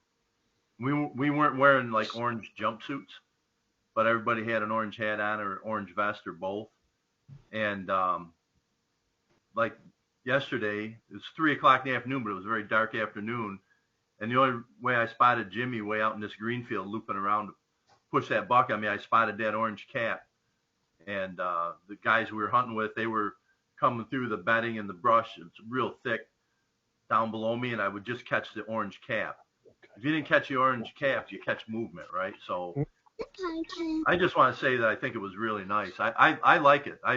It's no big deal. Like you said, it makes no difference on your harvest as far as, your success or failure, whether you're wearing an orange knit hat or an orange ball cap or an orange vest or whatever. I think it was a great move. I mean, it's like we all go out there to have a good time. We all want to come back home to our families in the same condition we went out, right? It's just tragic when you hear these guys that get shot, gals that get shot. It's not worth it.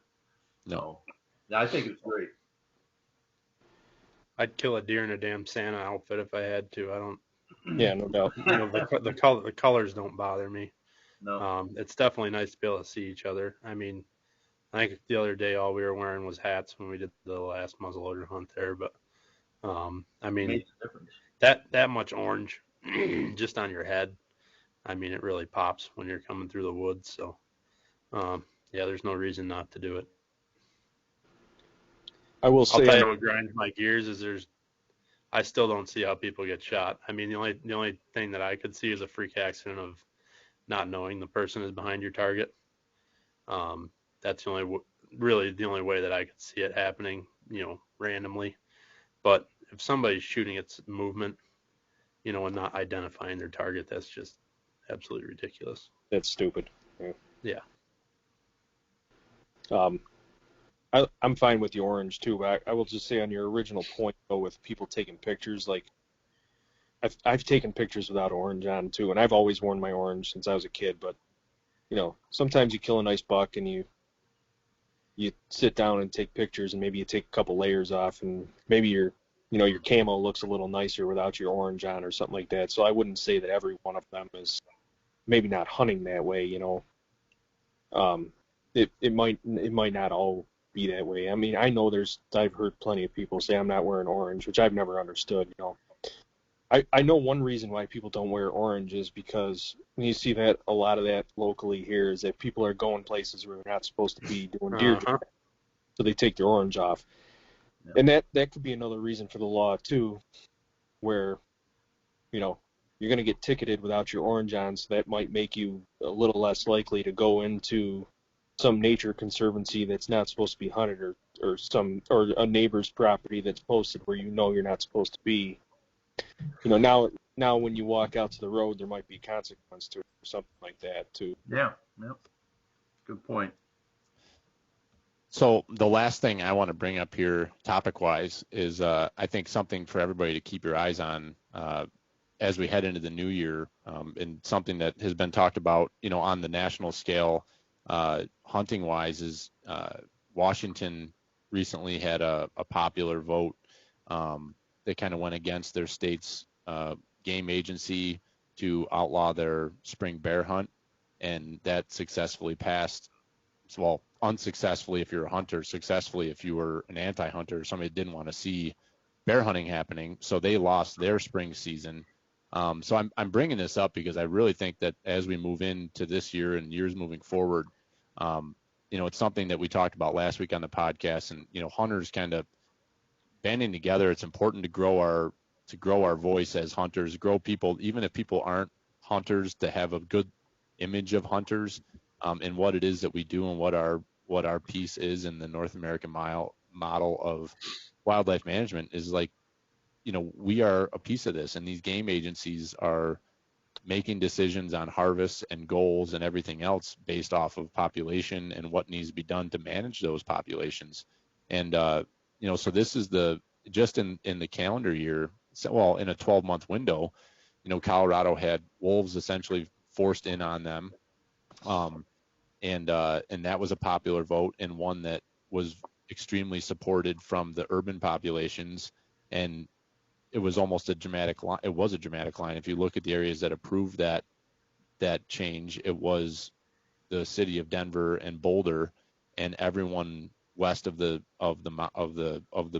mountains there. Everybody west of the city voted that down. And now we saw this happen in Washington. You know, New Jersey still has their bear ban. I know they're looking at overturning that because of how many problems that's created. British Columbia has a ban on bear hunting up there, period. You can't hunt grizzly bears at all. And so these things are happening. I think it's important just for people, you know, we as whitetail deer hunters are so like laser focused on what we do, but it's a bigger picture thing. And I think what you're going to see happen with, especially, you know, we hunt Colorado and we love going out there. I think you're going to dramatically see this change our experiences in Colorado, and not only the experience, but how often you can go there. They're the over-the-counter destination for elk, and I think you're going to see that change because, just basic logic is that the more predators you put on the landscape, the lesser the population of the elk is, and you're going to have less opportunity to go hunt. So, I actually heard I was listening to a podcast this week. I heard that somebody had a sighting of a wolf in Kremling. And Kremling's like central, it's central. It's not, it's 80 miles or so from Wyoming. But that's, you're getting into the interior of the state of Colorado. So, changes are coming. And, I think it's important as hunters that we become engaged in these things and be aware of these things and don't just bury your head in the sand because, ignorance is bliss in many ways, but it's also important to understand, there are a lot of people that don't like the way of living that we have, and they don't understand it, I think is the biggest issue. And, we need to be engaged and be looking at that stuff as we move into the new year and, voice your opinion. I think this year was great in New York. The DEC put out their deer management plan, and they gave people the opportunity to speak to that and to share their opinions. It's the same thing with the holiday hunt. And people did. I know a lot of people in our circles, sent the emails, gave their opinions. That's great. That's people getting engaged and getting involved. And I would say we had a pretty awesome deer season here. And, it'll be fun to see how things change in the future, with that plan. But I think that's one thing I wanted to leave the discussion with here tonight as we move into 2022 is, keep your eyes open, be aware of some of these things that are happening nationally, because it can happen here at home too if we keep our eyes closed and don't continue to represent our communities well. So, well, it kind of did get us a little bit, and that's part of my reason why I was having such an issue with the holiday hunt referendum, with them saying that they were going to allow counties to opt out, because our conservation department said that they recommended this holiday hunt, but then they turned around, and I can't believe they let it happen. Well, and in the end they didn't, but it scared us because they turned around and said we're going to let public entities outside of conservation make a decision on whether or not we can have this season. And that's part of what really got me going about this whole thing to begin with, was that the conservation needs to be separate from public opinion. Right. And I know that public opinion is a part of conservation, but still those decisions need to be made by a conservation department. And that's what really, thank you, Billy, because this really does grind my gears with this whole bear hunting thing, because it's New Jersey, it's Washington, I think it's California, where they're letting public opinion decide that you can't hunt bears. And and then another level of this that really bothers me is that damn well that most of the people that are driving this change are on the left side of the political spectrum, right? Mm-hmm. And those are the same people that will scream at you about science. Science is real. Trust the science. Yeah. All this. I do trust the science. My conservation department shows me the science that says we need to have a bear hunt in our state. And if they decide that it's time that we don't have one anymore based on scientific facts, then let them make that decision. Not at the ballot box. Yeah. Those two things should not cross over. No, they shouldn't. Or one shouldn't overrule the other. You hired public opinion is okay, but the conservation is what needs to make this decision in the end. You hired people in the DEC to do all this stuff and, manage all of it and watch the numbers and make sure everything's going the way it's supposed to be going. And then you're going to put it out and tell them they can't do their job. It's, like you said, Dallas, if they came and said, hey, our bear population is not doing well, let's take a couple of years off. That's, and hunters would be fine with that. Fine. Yeah, if they come out to us next year and say we're lowering doe permits in these areas by X percent because the harvest was up last year, that's fine. We don't want to see that population get decimated. We're in this we are in this for the long haul too. We want to see what's best for the herd. So yeah, it's a concerning thing to me. I think it's something that we have to all watch and have to be aware of. And it's not conspiracy theory. This stuff is happening. We're watching it happen. and it's Yeah. happening like quickly. And I think it's one of the things that really frustrates because people are bitching and complaining about crossbow seasons and wearing blaze orange, and they're not concerned about whether we're going to lose the right to literally go out and hunt. They Period. don't have their eye on the ball. Yeah. So I think, and that's one of the complaints I've got with all the different, like I've been engaged with all these different conservation organizations, and I think one of the things that's a problem is that everybody's so spread thin. Like everybody's chasing all these different things, and it's like, well, what's the main concern is us continuing to be able to hunt. And so like I'm always battling with those things where it's like, what am I spending my time and energies on here? Like, what are we doing to help grow this stuff? That's one of the reasons why me personally over the last year and a half, 2 years, I've really started doing a lot with National Deer Association, because I feel like they're doing a lot to get new people into hunting. Like they've got active programs that are like bringing people in and showing them how to do it step by step. Like that's something that a lot of organizations they're not necessarily focused on. So like I think, it's finding, whether it's finding the organizations that align with you and what your ideas are, or it's or just getting engaged to be aware of what sort of things are happening in your space. And I'll just say, if people aren't subscribed to the New York Outdoor News, you got to do it. For the $30 a year it costs, 35, whatever it is. I haven't renewed my subscription. I need to. I got the paper here that's reminding me of it. But I mean, the topics that they're covering, the things that they're hammering on, it's outstanding. And I think as an outdoorsman, and women here in New York, I think you have to be tuned into what's going on here. And Dan Ladd and his team are doing an outstanding job with that paper hitting on these topics and covering these issues. Like it's just outstanding. So, get engaged in 2022, be aware of what's going on. I think, it's our duties as citizens of this country to just be aware of what's going on and let your voices be heard and step up when something doesn't seem right. Approach it appropriately, but don't just sit back and say, well, somebody else will take care of it, because I don't think you can rely on that. So, it's interesting you talk about the popular vote, right? And how many people are actually sportsmen, hunters. But, you think about the Stephen Rinella and Matt Rinella debate, right, over drawing more people into it. And then we look at went to online for the course here in New York during the pandemic and what the increase of license sales was. But, to keep our traditions and our passion alive, it's better to have more people that understand it, right? And that are engaged in getting into the activity. So that's not a bad thing. It's not for everybody. Some people might try it and not like it. But if you never get into, if you never try deer hunting, you'll never have a reason to go to the hunt works, and that would be a thing. The hardworking sons of guns over there, they'd be out of business. And poor Yeah, they'd sons be of out of bitches. business. Yep. All right. Well, we are going on 2 hours here, so we'll start to round this thing out.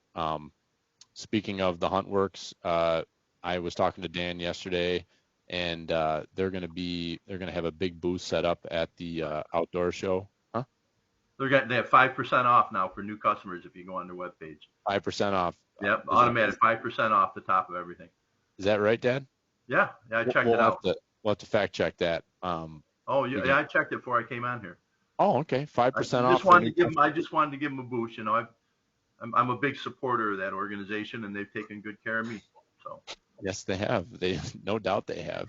By the all way, those deals you've gotten, yeah.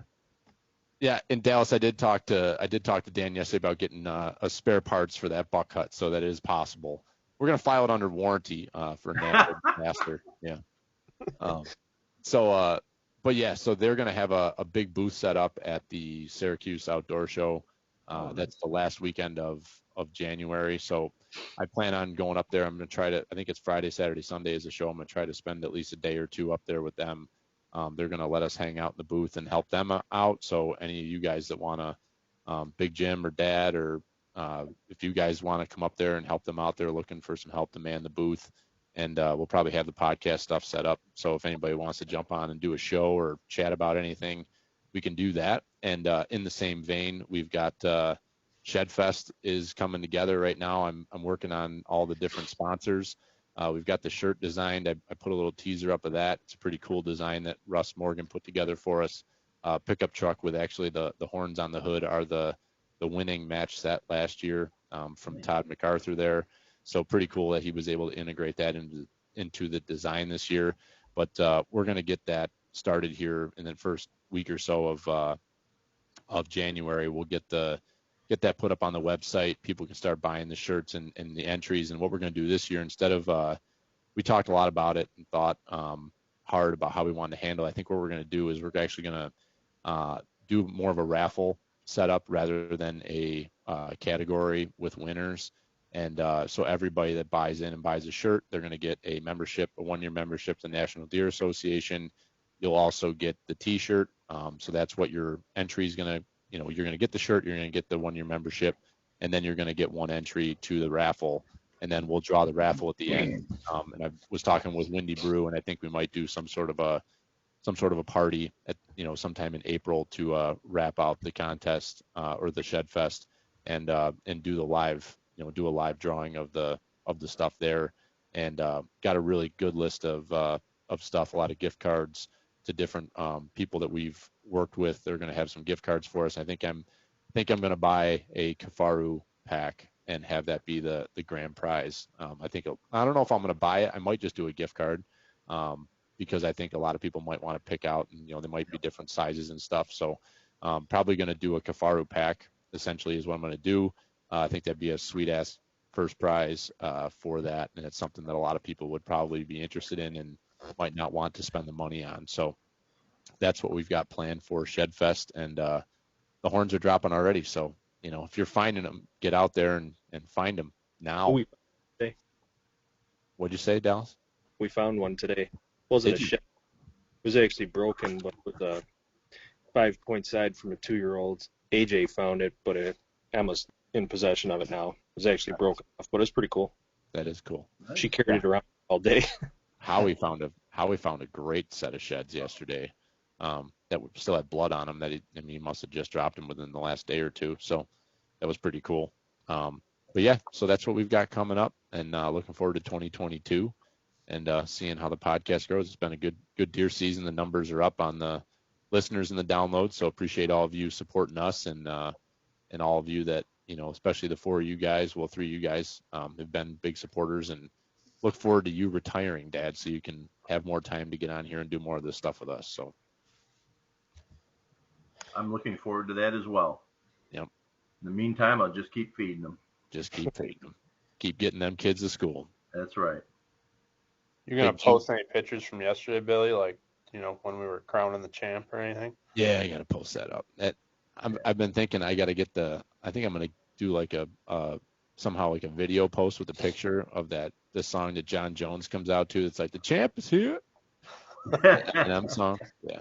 I got the whole image is like in my head of what I want it to look like. So yeah, I'm going to put that out probably at the end of the day tomorrow when the sun goes down and I can officially just cry myself to sleep.